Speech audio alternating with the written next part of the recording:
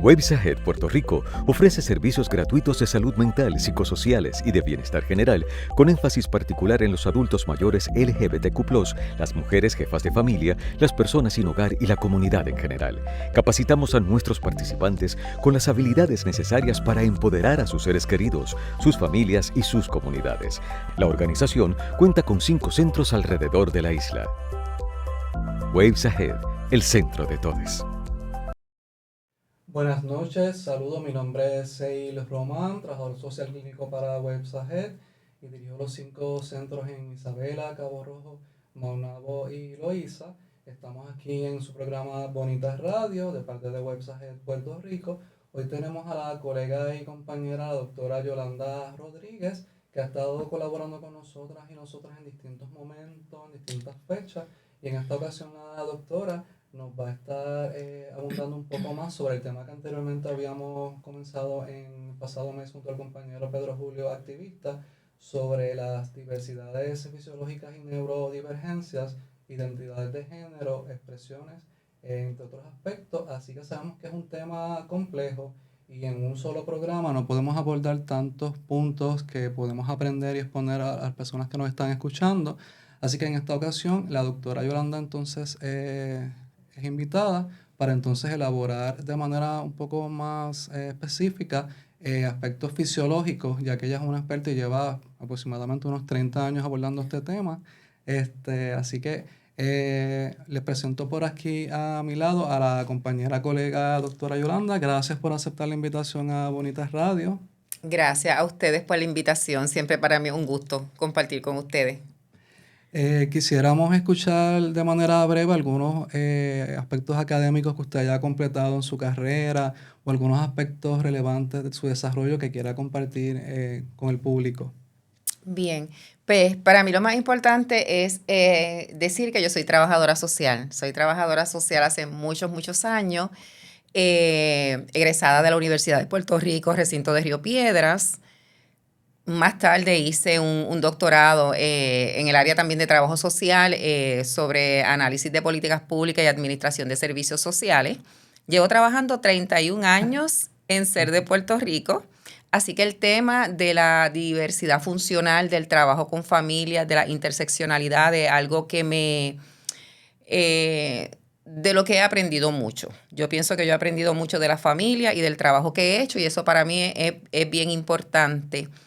Y estoy súper contenta también porque estoy terminando un diplomado en prácticas narrativas. Yo llevo muchos años supervisando y administrando, así que quiero regresar al servicio directo.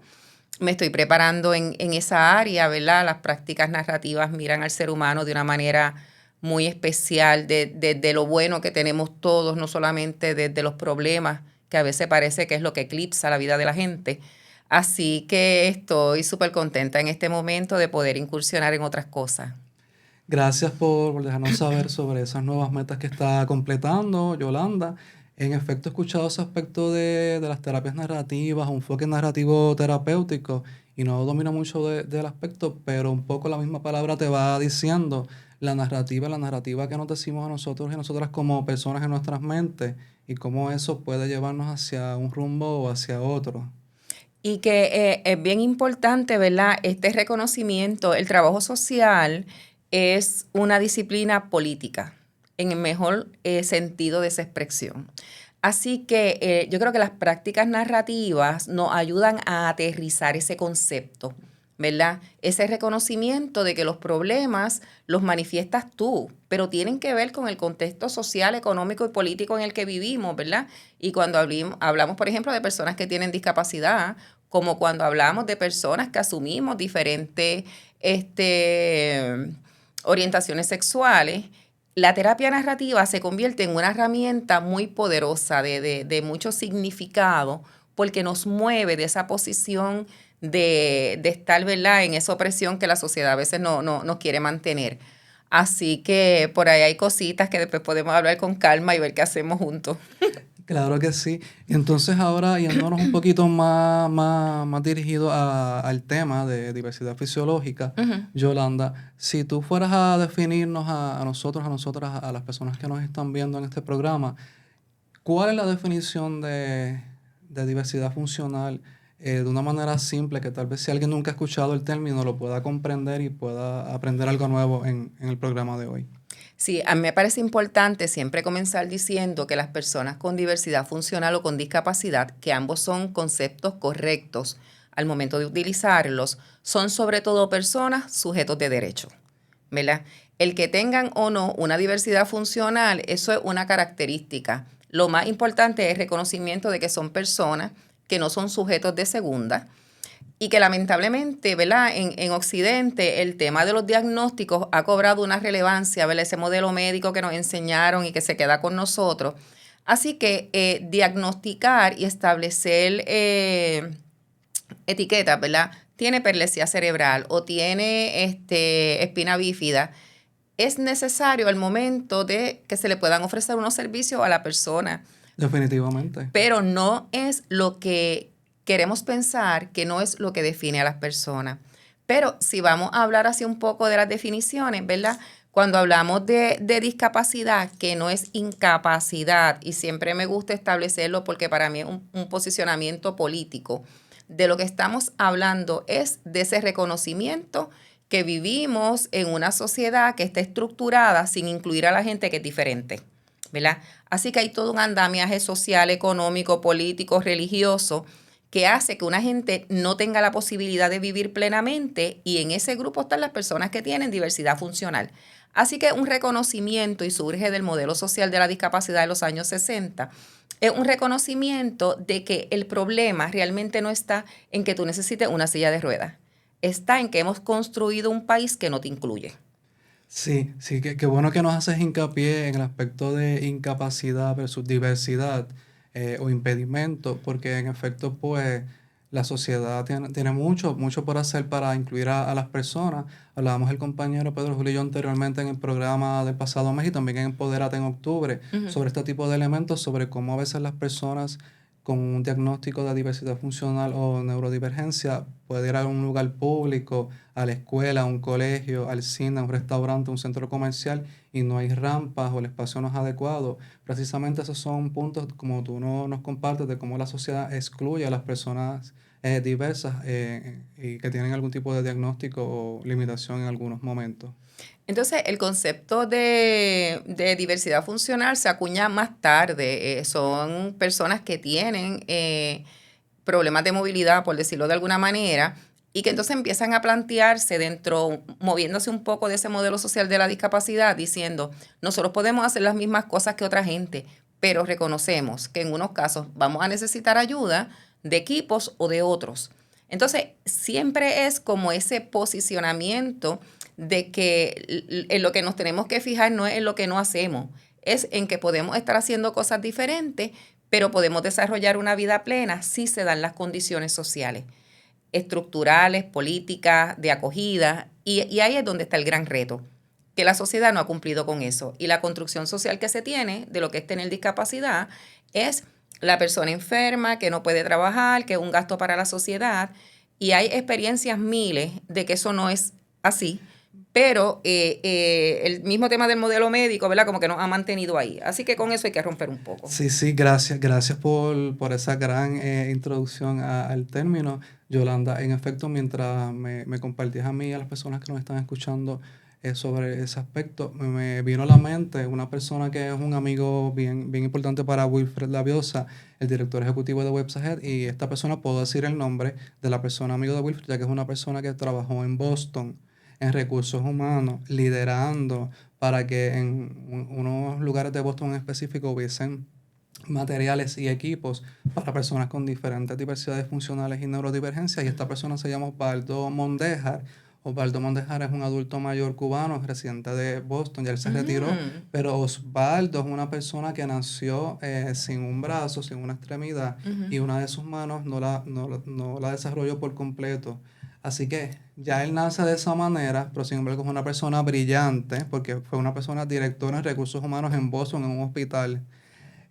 Y es un ejemplo de superación y lo comparto porque es pertinente en este momento y contrasta con lo que la sociedad nos expone, que es una persona diversa en el aspecto fisiológico neurodivergente, de excluir. Sin embargo, Orlando, viniendo de Cuba, se estableció en Boston, Orlando no, Osvaldo, disculpa, y trabajó 30 años en recursos humanos y dirigió ese aspecto en un hospital en Boston.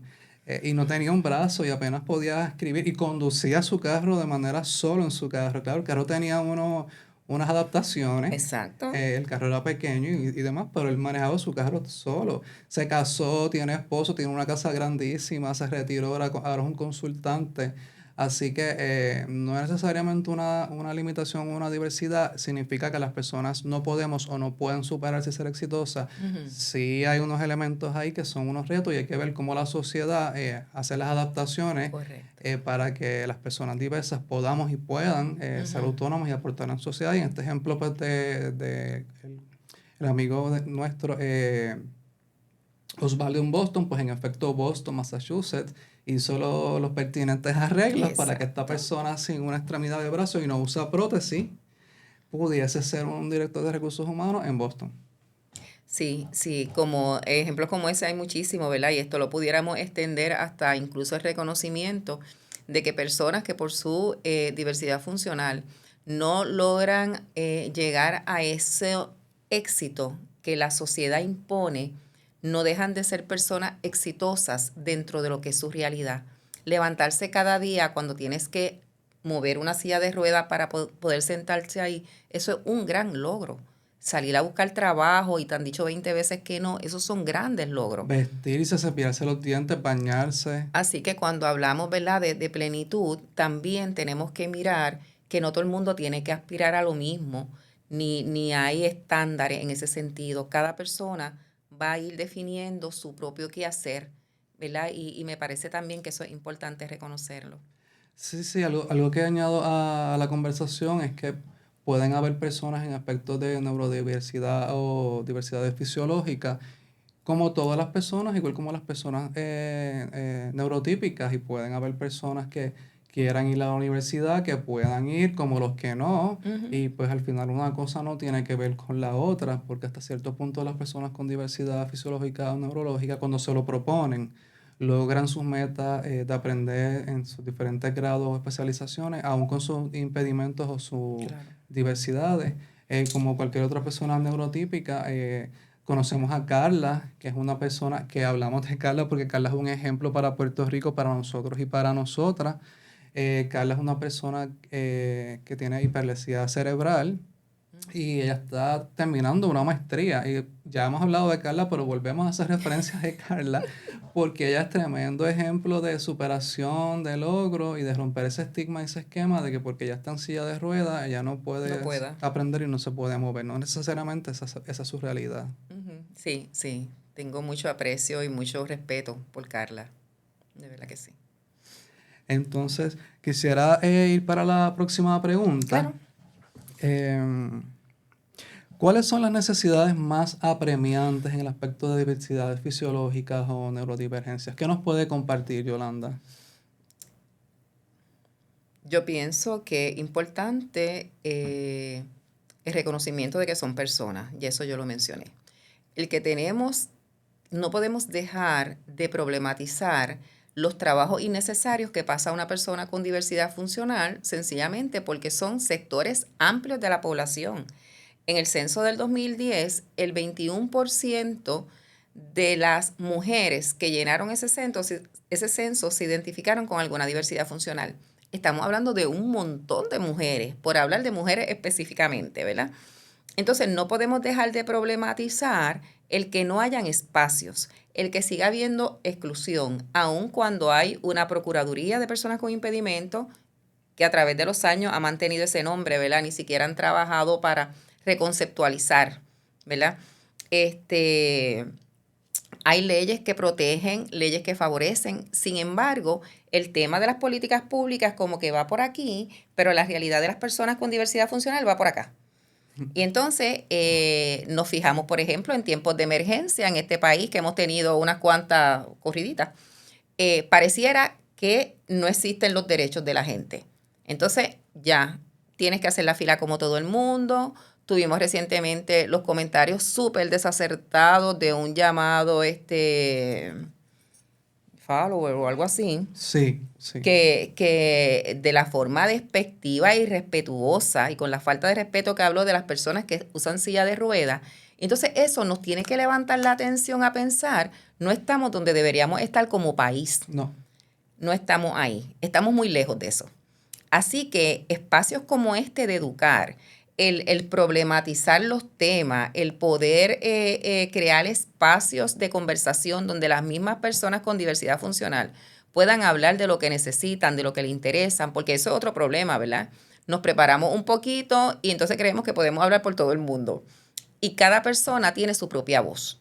Sí, sí, totalmente que estoy de acuerdo contigo absolutamente. Están las políticas públicas, están los aspectos redactados para que el sistema funcione de una manera más acertada hacia las personas con diversidad fisiológica o neurodivergencia, pero en efecto, como tú mencionas, una cosa es lo que está escrito acá, otra cosa es lo que necesitan las personas y otra cosa es lo que hacemos como sociedad para que todo eso se mueva y corra.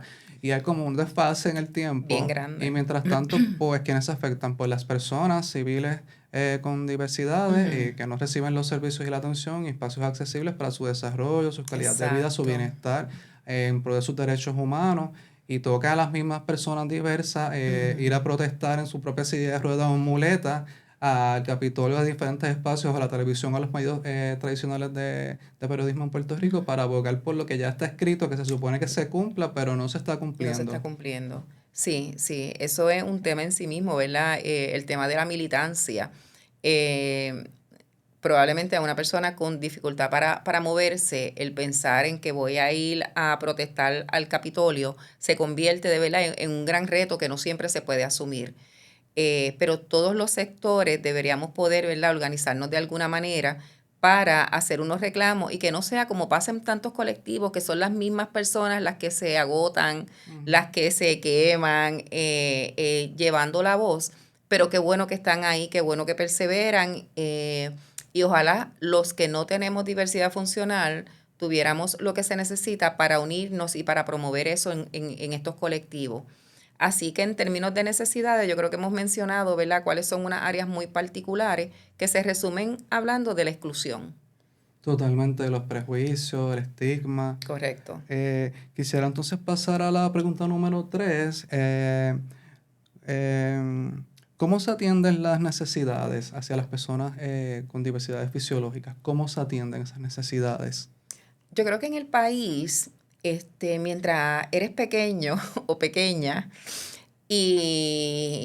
¿verdad? Y se supone que el Departamento de Educación con su programa de educación especial te dé unos servicios establecidos en la ley, los servicios médicos. En esa primera etapa de desarrollo yo creo que se atienden cosas, repito, enmarcadas en el modelo médico. Sí. Yo no estoy tan segura cómo se atienden, por ejemplo, en espacios que tengan que ver con la persona como persona. Me explico. ¿Cómo me siento yo ante esta realidad de tener una discapacidad, ¿verdad? Nací con ella, eso es un proceso de manejo. La adquirí, choqué, hubo una balacera, yo estaba en el lugar incorrecto, lo que sea, adquirí. Eso también necesita ser trabajado.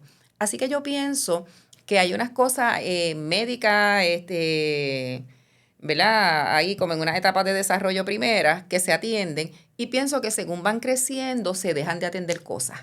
Sí, sí lo hemos visto en el transcurso del tiempo también en WebSaget, Yolanda, que a veces nos han llegado personas o también escuchamos de personas que cumplen entonces 18, 20, 30 años y tal vez tenían un diagnóstico de epilepsia o de diferentes cosas, aspectos, y en su niñez, en ese proceso de desarrollo sí le dieron terapia, servicio de apoyo en las escuelas o colegios o familias, pero ya alguien de 20 a 30 años necesita otro tipo de apoyo posiblemente y entonces sé que hay fundaciones y organizaciones y hay espacios que sí dan apoyo a personas ya 20, 30, 40 hasta 60 años, pero son bien poquitas las que están disponibles. Así que podemos seguir buscando alternativas, creando espacios de seguridad para este tipo de personas. Eso es un espacio virgen, porque realmente de los 21 a los 60, las personas quedan como en un limbo, porque ya no son menores, tampoco son adultos mayores. Y entonces no se crean los espacios necesariamente para que el que tiene la posibilidad de trabajar trabaje o tenga una vivienda y sea independiente, pero no hay ningún servicio y pareciera como si tal cosa, como si todos hubieran podido desarrollar su máximo potencial y no necesitar del Estado. Así que esa es otra de las grandes incongruencias. Y yo creo que es importante señalar también, Seil, que cuando hablamos de diversidad funcional o de discapacidad, no estamos hablando de una persona, de un diagnóstico, de una forma de vivir la vida. No. Estamos hablando de un espectro súper amplio, súper heterogéneo, con una multiplicidad de cosas que están alrededor de ese diagnóstico primario. Así que cada caso en sí mismo es un espacio de ver qué pasa ahí, cómo se puede ayudar, qué es lo que el Estado ha dejado de mirar. Y hago énfasis en el Estado, no porque las organizaciones, ¿verdad?, en las que trabajamos no aporten, pero el Estado sigue teniendo una responsabilidad con quien no puede asumirse por sí solo, de manera independiente. Así que siempre yo hago un reclamo, ¿verdad?, de para dónde está mirando el Estado en relación a esta población que cada vez crece más. Y a eso súmale los adultos mayores, ¿verdad?, que también empiezan a tener problemas de movilidad, adquieren condiciones. Estamos hablando de un sector poblacional impresionante en términos de número y de necesidades. Gracias, Yolanda, por esos datos tan pertinentes. Totalmente que puedo identificarme hasta cierto punto con lo que estás compartiendo. Lo he visto en diferentes personas, en diferentes espacios y procesos. Y entonces esto es una invitación para que nos repensemos, nos replanteemos. Sí. Y si tal vez alguien nos está viendo o escuchando y quiere hacer una ONG, bueno, pues tal vez este es el momento de tal vez especializar algún tipo de servicios en personas adultas jóvenes hasta la adultez 50-60, porque hay mucha necesidad en Puerto Rico para que las personas puedan tener vida independiente, autónoma. Algo que quiero resaltar que comparte la doctora es que las diversidades fisiológicas o las neurodivergencias no son solamente algo que tenemos o las personas tienen de nacimiento, sino que podemos ser personas neurotípicas toda una vida y en X momento tener un accidente. Exacto. O una enfermedad genética se nos activa, entonces que nos cambie el paradigma, que nos cambie la vida. Así que no veamos el tema de, estas son las personas esas con impedimentos. Eso es otra gente. No me va a pasar a mí. No. Pero cualquiera puede caerse, tener un accidente de auto y... ¿Cómo pasa? Podemos volvernos una persona diversa en el aspecto fisiológico por diferentes razones. Así que no lo veamos como que estas son otras personas. Todos pudiésemos estar en esa posición. Así que nuestra invitación es a que seamos empáticos, empáticas y que podamos apoyar y acompañar a las personas con estas diversidades porque nos estamos esforzando, se están esforzando mucho las personas por tener una vida como cualquier persona se merece, dignidad, amor, respeto, sin más ni menos, simplemente en una sociedad equitativa. Yolanda, quisiera ahora, ya comencé la pregunta que tengo próxima, pero como que me adelanté, pero te hago la pregunta formalmente. ¿Cómo podemos trabajar el estigma con este aspecto de la diversidad fisiológica, el aspecto de la sexualidad? ¿Qué tú nos puedes compartir? Todo lo que sea prejuicio, discrimen, tiene que ver, ¿verdad?, con esa construcción social que hacemos de unas personas a las que identificamos como inferiores. En nuestras sociedades, la diversidad pareciera que tiene un signo de igual a inferior. Así que eso es un trabajo de educación. De verdad que no se me ocurre otra cosa que no sea desde dónde nos posicionamos para mirar al otro. ¿Y quién es ese otro, verdad? Ese otro es el que no se parece a mí. ¿Pero por qué no se parece? Porque alguien en algún momento de la historia, empezó a decir que ese no era tan bonito como tú, tan bueno como tú, tan eficaz como tú, tan capacitado para trabajar y seguir desarrollando este capitalismo que nos mata como tú. Y entonces es un tema de educación, ¿verdad? Y de reconocer que todos necesitamos espacios para crecer, para socializar, para equivocarnos, para reajustarnos en la vida. Y eso es como una responsabilidad social.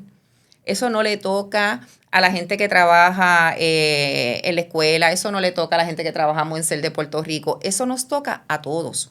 Pero lo primero es reconocer que vivimos, que los miramos y las miramos desde el prejuicio. Si yo no reconozco cuáles son mis prejuicios, yo siempre voy a seguir por ahí, como dirían los nenes, chilling, ¿verdad? Como, ¿verdad? Yo que tan buena que soy. Pero yo hago una lista real. Yo siempre a mis estudiantes de la universidad, no importa el curso, el primer día, ¿cuáles son tus prejuicios? Porque si los miramos, los atendemos. Si no, eso le toca a alguien más. Así que trabajar con prejuicio, con discrimen, no es tan fácil porque No. es un proceso de educación de los que no tenemos diversidad funcional y también de los que la tienen, ¿verdad? Que ojalá trabajáramos con ellos para que se desarrollaran desde la autoestima, desde la afirmación, para entonces desde ahí también establecer relaciones con otros. Así que también es una complejidad, ¿verdad? Que se puede hacer, claro, y es nuestra responsabilidad, porque tiene esa dualidad, ¿verdad? Tiene que ser de un lado y del otro lado. Así que no está fácil, pero yo creo que estos espacios y los ejemplos que tú traes, por ejemplo, de Carla y otras cosas que hemos dicho, también deben ayudar a la gente a decir, adiós, mira, esto yo no lo había pensado. Adiós, mira, esto, sí es verdad, en mi escuela había alguien que, o mi nena tiene una amiguita que, pero tenemos que empezar a mirar a las personas. Yo creo que eso es algo que no hacemos. Sí, sí, y algo que yo he compartido con Yolanda en otros espacios, en otros foros, es que en los años 90, en los 80, se usaban palabras que ni siquiera voy a repetir en este momento, eso está prohibido. Gracias. Qué bueno que esas palabras ya no, nadie más las está usando, por favor. Así que los términos más adecuados sería diversidad funcional, neurodivergencia, preguntarle a la persona como la persona ¿Cómo quiere que también se le diga? quiere que le llamemos. La mejor manera es llamarla por el nombre. Es lo más simple. Es algo que yo y nuestros equipos en WebSaget aplican mucho, Yolanda, porque sí que queremos aprender del aspecto de los pronombres y demás, pero en algunos momentos a veces puede tener unas complejidades y lo más simple es llamar a las personas por su nombre principal, en este caso, Yolanda Ajá, y Seil. sí. Y ya no nos vamos a equivocar y somos asertivos en el proceso y fluyan los servicios y lo que se está abordando, lo que se está Claro. trabajando. Pero en efecto que hay mucho trabajo por hacer. Sí ha habido un cambio, todas y todos tenemos prejuicios, así que también de parte de nuestra, pues le invitamos a que nos retemos, siempre podemos ser mejores personas. Claro que sí. Nos equivocamos, lo aceptamos, nos levantamos y continuamos tratando de hacerlo mejor. Es lo mejor que podamos. Eh, por otro lado, quisiéramos abordar cómo se pueden ampliar los servicios para la población de personas con diversidades fisiológicas en Puerto Rico, o qué se está haciendo en este momento. Yo no estoy muy segura, pero pienso que sí, como tú bien señalas, Seil, ha habido un cambio, ¿verdad? Hemos ido adelantando como sociedad porque tampoco quiero dar una impresión de poca esperanza en términos de que las cosas están como estaban en los 90. Han habido unos cambios, unas transiciones. Yo creo que el tema de la neurodiversidad es uno que ha tenido mucho, se ha resaltado mucho en ese reconocimiento de que el que nuestros procesos mentales sean diferentes, en lo que proceso, no pasa nada. O sea, no, eso no está bien ni está mal, eso es lo que Es diferente. es diferente. Y por ejemplo, con la prevalencia, ¿verdad?, que seguimos viendo en personas, sobre todo dentro del espectro del trastorno de autismo, se han abierto algunos espacios, ¿verdad?, en términos, por ejemplo, de la universidad. Hace unos meses a nosotros nos invitaron de la Universidad del Sagrado Corazón porque tenían una población significativa de personas que estaban en ese eje 1 de ese diagnóstico. Y me pareció súper interesante porque los profesores decían, vienen mucho a esta área, creo que era el área de trabajo visual, porque se sienten cómodos, es un área de fortaleza de esos estudiantes, pero nosotros queremos saber cómo ayudarlos más. Y nosotros ya tú sabes, en 2 días organizamos un seminario del día entero. Excelente. Si querían información, le dimos información. Excelente. Por ejemplo, en SER nosotros tenemos un programa súper lindo que se llama Conexión Social y es para jóvenes adultos con diagnóstico de autismo también. Y entonces es para ayudarlos a desarrollar esas destrezas sociales que son tan necesarias cuando vas a la universidad, al trabajo, cuando quieres tener pareja.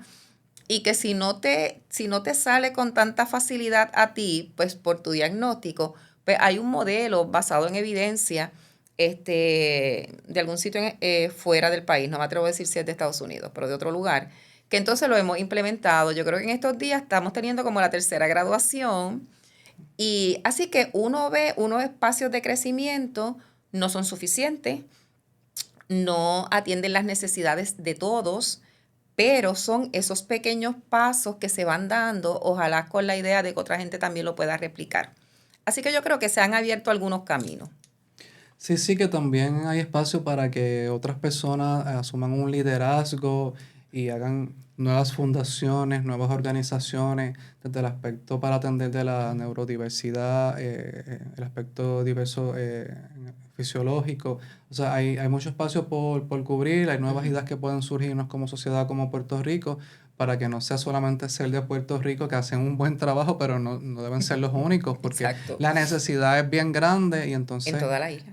pues él posiblemente esté un poco lleno o saturado y tal vez las personas tengan que esperar un poquito más y la vida es ahora, no es en 6 meses. O Ni en sea, un año. la persona con un aspecto de necesidad fisiológico necesita el apoyo ahora, no en un año. Ya en un año tal vez la situación se puede hasta agravar. Sí, ya Este, pueden ser otras las necesidades, más complejas probablemente. sí, definitivamente. Así que, ¿qué otro aspecto nos puede sugerir? ¿Qué otro tipo de servicio se puede continuar ampliando para las personas con aspecto de Tú sabes neurodiversidad? que estaba pensando en algo que no lo había pensado hasta ahora. Y tiene que ver con cómo las mismas comunidades podemos aportar a la vida de unas personas. Hace un tiempo atrás, no sé si recuerdas la noticia de esta adulta con síndrome Down que su mamá se murió y ella estaba solita ahí como que esperando que su mamá despertara. Sí, A mí esa noticia, como dirían allá donde yo me crié, me barató. a mí también Yolanda y a Wilfred, porque esa residencia estaba bien cerca de donde nosotros también residimos y no Mm. conocíamos a las personas directamente, pero sí vimos la casa, estamos bien cerca y realmente nos partió el alma y el corazón ver que esa situación ocurrió y que al momento pues no se estaba haciendo nada, realmente es muy triste. Y tú sabes lo que a mí me llamó mucho la atención, y creo que yo hasta escribí algo en el periódico sobre ese tema, y era que los vecinos más cerca, ¿verdad? El de este lado y el de este lado, probablemente sabían que ahí vivía una señora mayor y esa hija. Y esto no es repartir culpas, pero es como para que reflexionemos.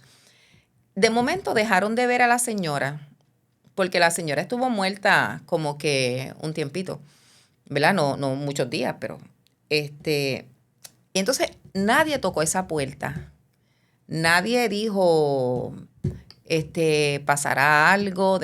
Cuando y me perdonan si la noticia no es tan así, es como mi recuerdo. Cuando ya el mal olor les empezó a molestar, Ujú. ahí llamaron la policía. Entonces, claro, hay cosas que nunca sabremos. La viejita tenía buenas o no relaciones con los vecinos a lo mejor no vivía nadie al lado, no sé si ella vivía en una esquina, pero es como las comunidades tendríamos que empezar a asumir apoyo, no es asumir responsabilidad, es como apoyar, no es como estar pendiente, es como, mira, dame tu teléfono, ¿verdad? Ese adulto mayor, tú tienes algún hijo en otro sitio, dame el teléfono para cualquier emergencia poderlo llamar. Sí, Y sí. asimismo con las personas que tienen diversidad funcional, ¿por qué no hay espacio para que en la misma comunidad, algo tan sencillo, dile a esa mamá que te puedes quedar con el hijo un par de horas para que ella pueda hacer algo? Eso es aportar al desarrollo de esa persona con diversidad funcional. Hacemos una actividad en la comunidad ahora en Navidades. Buscamos el espacio que no tenga escaleras porque sabemos que allí vive Ramón. Exacto. Ujú. Entonces, esas son las reflexiones que tenemos que hacer, porque claro, ojalá hubiera mucho dinero y hacíamos mucho ser por toda la isla y hacíamos mucho organizaciones, pero como eso probablemente no pase, ¿qué nos queda? Trabajar desde donde estamos. Sí, sí, algo que se me ocurre es que tal vez si tenemos un hijo, una hija, o nosotros conocemos a alguna persona con algún aspecto de diversidad fisiológica o neurodivergencia, que no tengamos vergüenza y que como mencionó la compañera y colega Yolanda, yo estoy en un lugar, en una comunidad, estoy en un barrio, en unas parcelas, en una urbanización. Pues yo como persona adulta, dejar saber tal vez a otras personas que tengo X condición o diagnóstico, o si estoy a cargo de un menor o de otra persona, dejarle saber, mira, cuido a mi mamá o mi tía, tiene Alzheimer, tiene demencia, está en silla de ruedas, no escucha bien o tal vez no habla la persona. No tener vergüenza y decirle, vecina María Pérez, mira, ya estas personas que yo cuido para que usted esté pendiente por si pasa algo, pues Cualquier que cosa. me apoya. Algo y nosotros practicamos en nuestra casa, Yolanda, es que tenemos varias personas mayores que viven en nuestra área De verdad. y cada cierto tiempo les llamamos o le enviamos un mensaje breve para saber que esa persona esté Está. bien, que esté viva y que no pase como la noticia tan triste que tú nos estás contando, porque Qué interesante eso, en qué ¿verdad? sociedad estamos viviendo entonces. Exactamente, exactamente. Y fíjate que eso es algo sencillo, ahí no hay que descubrir el mundo sideral para decir, tengo los teléfonos, le voy a poner un mensajito, no te he visto en estos días. Y si no responde, pues a lo mejor hay que hacer otra cosa, ¿verdad? Pero si responde, ya uno dice, ah, pues mira ya. Sí, sí, es como un poco repensar el aspecto comunitario, pero desde un marco también físico. Las redes sociales, por supuesto que también impulsan el aspecto comunitario, pero a veces las personas cuando estamos en alguna interseccionalidad o en Ujú, alguna desventaja, he escuchado y he visto que a veces, ok, tenemos los contactos en internet y muchas amistades, pero de momento, ok, si nos ocurre algo, si nos ocurre algo, ¿quién va a venir a rescatarme si nos ujú, caemos o lo que pasa, un fuego? ujú. ¿Alguien de Facebook va a venir? ¿O tenemos a alguien realmente, un familiar, una amistad, un Santo, vecino, alguien en la comunidad que realmente va a venir y nos va a apoyar? que es el primero que va a llegar. Así que les invito a que hagan esta reflexión, porque nos puede apoyar a todos y a todas. Tal vez no lo habían hecho. No estoy diciendo que las redes sociales sean malas, no lo son. Pero es importante manejarlas de una manera Y responsable el contacto físico con las y no, personas. y no perder el contacto físico con las personas en el mundo físico, porque es parte de lo que somos como sociedad, como seres humanos sociables. Ujú. En eso tienes mucha razón. Entonces, por otra parte, ¿de qué manera podemos hacer que los profesionales, que la persona seamos más sensibles al momento de interactuar, de intervenir, de cuidar, de socializar con otras personas que tengan algún aspecto de diversidades fisiológicas o neurodivergencias? ¿Cuáles serían tus recomendaciones más básicas? Porque a veces vemos constantemente en algunos puntos que tal vez conocemos una persona no vidente y entonces mi reacción es, ay, me da pena, ay, bendito. Ujú. Conocemos una persona que tiene X particularidad o diagnóstico, ay, bendito, pobrecito. Creo que esas no son maneras adecuadas de dirigirnos a las A nadie. personas, no. Sí, yo creo que los puertorriqueños tenemos podemos accionar de dos maneras, ¿verdad? Una es querer ayudar tanto que podemos como que sacar de órbita a la persona y casi lo queremos cargar, moverle la silla, llevarlo, sentarlo, pararlo. Eso no es. Por otro lado, eso de no me interesa porque no sé cómo hacerlo, me da penita, no sé qué, tampoco es. Yo pienso que volvemos al proceso educativo. Las universidades trabajan muy poco temas que tengan que ver con la diversidad funcional, a menos que sea que esté estudiando algo directamente relacionado. Parecería que nunca miramos que a la oficina del PAN puede llegar una persona en silla de ruedas, no Ujú. solamente a ser de Puerto Rico, que al cine puede llegar una persona con X diagnóstico, Con no muletas. solamente a los espacios donde se le da servicio, porque las personas con diversidad funcional son seres que van al cine, al colmado, que le gusta ir a una barra, ¿verdad? Y entonces, si tú trabajas en educación especial, te hablan de niños con diversidad funcional. Si tú te preparas en corriente regular, pueden ser 2 clases, medio semestre, no más. A los trabajadores sociales. Cuando yo daba clase, para mí, hablar de la diversidad funcional como algo transversal en la vida de cualquiera era bien importante. Cuando trabajamos con familia, Ujú. ¿verdad? Que nos enseñan el noviazgo, el matrimonio, el nido vacío, no sé qué. Pero entonces, cuando se tiene un hijo con una necesidad especial, esa familia tiene otras necesidades. Tiene otras etapas, si queremos ser así bien estructuralistas, ¿verdad? De la etapa 1 a la etapa 2, son otras. Los duelos son diferentes, las alegrías se trabajan de manera diferente, los logros de los hijos. Va a la fiesta y aquel está diciendo que el hijo de él fue a Harvard. Y eso, ahora digo yo como tú dices, eso es bueno, eso no es malo. Pero ¿cómo me siento yo que el mío tiene 16 años y todavía su funcionamiento es de año y medio? ¿Verdad? Así que si diéramos una mirada transversal a la diversidad funcional, estaríamos viendo en todas partes. Y entonces estaríamos accionando desde ese reconocimiento de que en cualquier sitio puede llegar una persona que tenga una diversidad funcional, ¿verdad? Entonces, pienso que una gran deficiencia es la parte educativa, ¿verdad? ¿Dónde dejamos esa realidad y ese sector poblacional cuando estamos dando clase de periodismo, cuando estamos dando clase de trabajo social regular, porque a lo mejor lo incorporamos para hablar de la sintomatología y de los diagnósticos que puede tener? De un caso en específico, Ajá. en particular. Así que a mí me parece que hay un tema de educación desde la academia. A mí me parece que las familias tienen que tener más información. Los profesionales que nos creemos expertos en la vida de la gente, y a veces no somos expertos ni en la de nosotros, tenemos que soltar la información. Que yo sepa mucho sobre ti y tu hijo, a ti no te resuelve, a ti te resuelve tener esa información tú. Claro que sí. Entonces, los profesionales tenemos que poder hablarle a los papás de diagnóstico, tenemos que poder hablarle de prognosis en el nivel emocional que esté y con las palabras que puede entender. Eso es bien importante, de que puede ser que tengamos maestrías, doctorados o hasta estudios posgraduados después de un doctorado, pero tenemos que tener esa conciencia, esa empatía, ese respeto por las personas que estamos atendiendo, apoyando, ayudando, y no podemos entonces hablarles un término de DSM-5 como entre doctoras y doctores si tal vez la persona solo culminó una escuela superior o si tal vez el nivel de conocimiento o el aspecto cognitivo de la persona está limitado. Pues hay que entonces llevar el lenguaje a algo más simple, básico, pero igual transmitir el mensaje. Yo siempre digo que el proceso intelectual, cuando uno, por ejemplo, le dan el diagnóstico para un hijo o de un familiar que adquiere una condición, el proceso intelectual está aquí. En teoría, hay una gente que puede entender que te hablen de una displasia, que te hablen de una hiperamonemia, que te hablen de esas cosas. Pero a nivel emocional está aquí. Ujú. Entonces, el profesional tiene que olvidarse de esto y pararse aquí. Ese es el punto más significativo. Exacto. Tiene que empezar de ahí. Porque si no estamos, pero si ya yo lo orienté y como que no entiende y no acepta, y tú sabes, enseguida empezamos a decir que es que la gente que no brega. O se le va a quitar eso a mi hijo, a mi hija, Y se va a curar. entonces uno tiene que darle la información desde donde la gente está a nivel emocional. Yo tuve un papá doctor, neurólogo, que adoptó una nena, que entonces tuvo mucho rezago. Y entonces la primera vez yo estaba bastante nuevita en ser, así que, ¿verdad? Cometía más errores que ahora.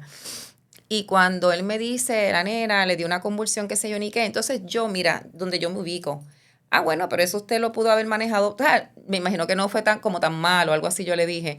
Porque como usted es médico y como yo aprendo mucho de los papás y de esas cosas que la vida me hace así, Sí. él me dice, pero así, yo soy un papá. Yo salí corriendo sin camisa y sin chancleta como cualquier papá. Entré por aquella puerta de emergencia y por poco me como al doctor, como haría cualquier papá. Y yo ahí. Procesos de aprendizaje que la vida Porque nos son trae. los procesos de aprendizaje, porque claro, desde donde yo me posicioné, que intelectualmente él podía manejar una convulsión, porque era neurólogo. Donde él estaba, como un papá. Emocionalmente. Como un papá con susto. Y ahí uno aprende. Sí. Coincido totalmente con Yolanda cuando nos hace hincapié en el tema de la educación, de la prevención. Aquí no estamos solamente hablando de niños, estamos hablando de las personas, de todas las edades, estamos hablando de las familias, estamos hablando de Puerto Rico. Algo que compartimos es que cada vez también hay más diagnósticos con el tema de Alzheimer, demencia, Parkinson. Y también esos son ajustes que entonces les toca a los familiares hacer. Así que al final, si hacemos una mini reflexión, todos y todas y todos tenemos por lo menos mínimo una persona con alguna diversidad fisiológica o neurodivergencia. Cercana, por Mínimo lo menos. una persona, probablemente sean más. ¿Qué usted nos puede decir al respecto, Yolanda? Pues sí, el tema, por ejemplo, de los adultos mayores, que es un tema, es un reto para este país y yo no estoy segura si se ha visto, ¿verdad? Si se está atendiendo con la magnitud, ¿verdad? Con la responsabilidad que eso tiene. Todos nosotros, después que llegamos a cierta edad, nos toca cuidar a algún papá o alguna mamá o alguna amiga ya adulta, mayor, que tiene deficiencias, que no se puede mover, que no ve bien. Y entonces, como vivimos en un sistema donde tienes que trabajar, donde no hay tiempo para nada, donde todo este tema, ¿verdad? Que vivimos de unas maneras como tan individualistas, cuando eso nos toca, eso como que nos mata, porque no nos hemos preparado, no lo hemos previsto.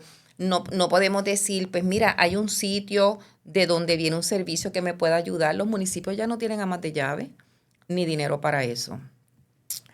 Un centro de cuidado prolongado, que tenemos que dejar de criminalizar a las familias que ubican a sus adultos mayores en hogares. A veces esa es la mejor alternativa. A veces eso es lo más responsable y el gesto más grande de amor, aunque la gente no lo vea.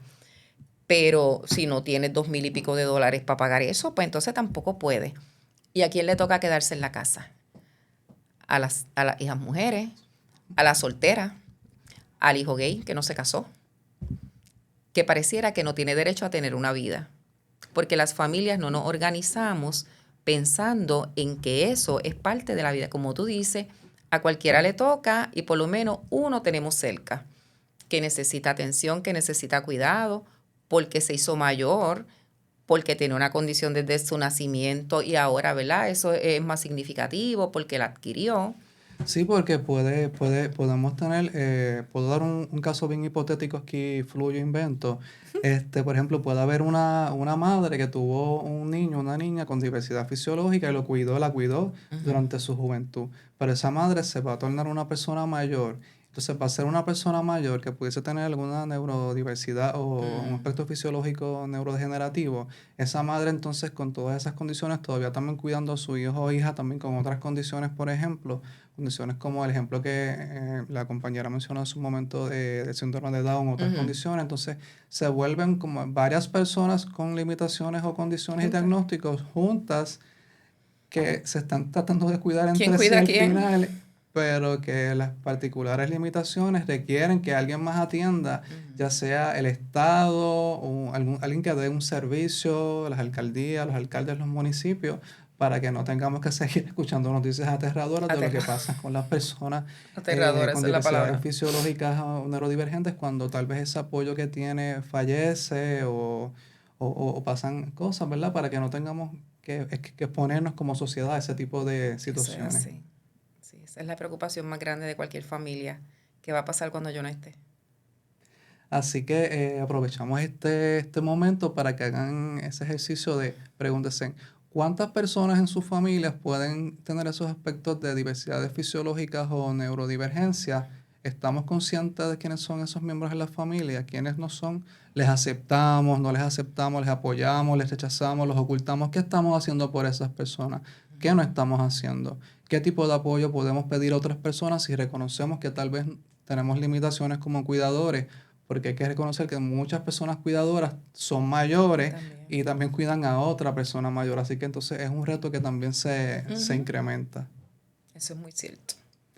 Entonces por acá tengo otra pregunta específicamente que ya tú habías comenzado a hablar unos tips del aspecto de sistémicos. Entonces, ¿cómo se pueden de alguna manera derribar o transformar las barreras sistémicas en cuanto a este tema de personas con diversidades fisiológicas? Puedo parecer repetitiva, pero yo pienso que es con la educación y con la militancia, ¿verdad? Hay la necesidad de problematizar cuáles son las situaciones de vida de las personas que tienen diversidad funcional, dónde están, qué espacios se abren, qué esperamos que pase con ellos cuando esos adultos que los cuidaron no estén, los que tienen más posibilidad, ¿verdad?, de valerse por sí mismos porque son más independientes y los que no. Porque como dije, ¿verdad?, el espectro es bien amplio y está el que siempre va a necesitar del cuidado de alguien. Entonces me quedo un poco resonando con lo que hablamos ahorita como de la militancia, ¿verdad? De qué se puede hacer para traer esto como a la plana, a los espacios públicos, que suele pasar que al ser poblaciones históricamente vulnerabilizadas, ¿verdad? Y eso súmale la pobreza, eso súmale otras interseccionalidades, ¿verdad? Otras características de esas que la sociedad reconoce como que no son buenas, como que a la gente no le interesa, como que al resto de la gente, como no lo está viviendo, no le interesa. Así que atenderlo sistémicamente empieza por la familia, ¿verdad? ¿Cuánto trabajamos para la independencia de ese menor? ¿Cuánto nos preparamos? ¿Cómo trabajamos con los hermanitos, con la otra gente, ¿verdad? Para esa inclusión, esa incorporación, ese mirar escenarios donde si mamá o papá no esté, ¿qué puede pasar? y el Estado que tiene que mirar a las personas en todas en todas sus fortalezas. Eso no lo podemos descartar. Todos tenemos fortalezas.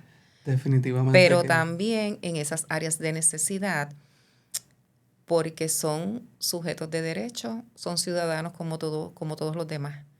Así que el tema sistémico me lo pusiste difícil. No sé si para otra conversación lo pienso mejor. Sé que es un tema que podemos citar autores y filósofos y irnos en aspectos bien particulares para debatir y para encontrar soluciones y respuestas y brindar servicio y apoyo a las personas que así lo están necesitando.